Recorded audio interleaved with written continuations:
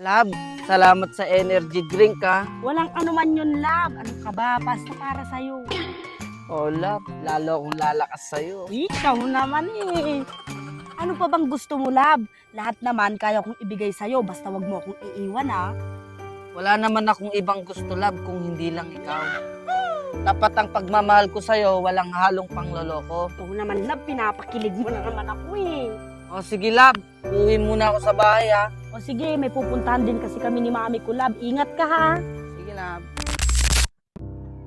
Oh, anak, kumain ka na ba, anak? Te, pinakain mo na ba tong anak ko? Ay, hindi pa. Eh bakit ba kasi san-san ka pumupunta na hindi mo maalagaan yung anak mo? Tara na, anak, kumain na tayo, anak.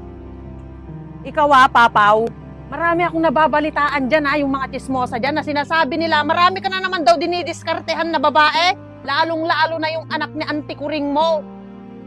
Bakit ba? Mahal ko yon yung anak ng tikuring.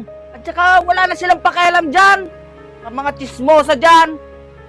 Kahit na Papaw, mag-focus ka muna dyan sa anak mo, hindi mo talaga alam yung nakakahiya. Alam mo yung utak mo, alam ko na naman yung tumatakbo dyan eh. Ay, kilala kita, Papaw, kasi kapatid kita.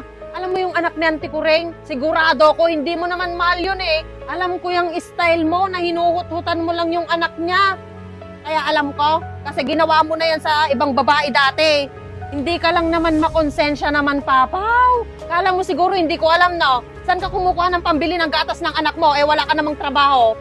Romax pa, na gatas? Ate, wala akong alam sa sinasabi mo. At ang ginagawa ko, nagtatrabahong maayos. Ay nako, bahala ka. Basta ako, nakapatid mo, pinaalalahanan kita. Matanda ka na, hindi ka na kailangan pangaralan. Makakain na nga lang. Matakot ka sa karma, Papaw. Love, pwede ba tayong mag-usap saglit? Iiwan mo na lang ako ng walang dahilan? Wala na dapat tayong pag-usapan. Ano? Ganun-ganun na lang yon? Pagkatapos mong nakuha lahat sa akin, iiwan mo lang ako? Gusto mo malaman ng totoo? Gusto mo malaman? Hindi kita minahal. Ang minahal ko lang sa'yo, ang pera mo. Konting hiling ko lang sa'yo, hindi mo pa naibigay. Wala nga! Hayop ka! Pagkatapos ko ibigay lahat sa'yo, itong katawan ko, pera ko at bilbil ko, tapos iiwan mo lang ako sa ere. Bahala ka na nga dyan. Aray ko.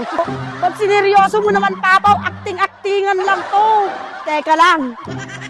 Akin din ang pinang-down payment dito at sasakay ako at nag-ambag din ako ng pinanghulog dito. Ay, wag! Mapaplat tong motor ko. Kabobulkanize lang ng motor ko. Hayop ka, walang hiya ka eh. Hulugan din naman yung motor mo.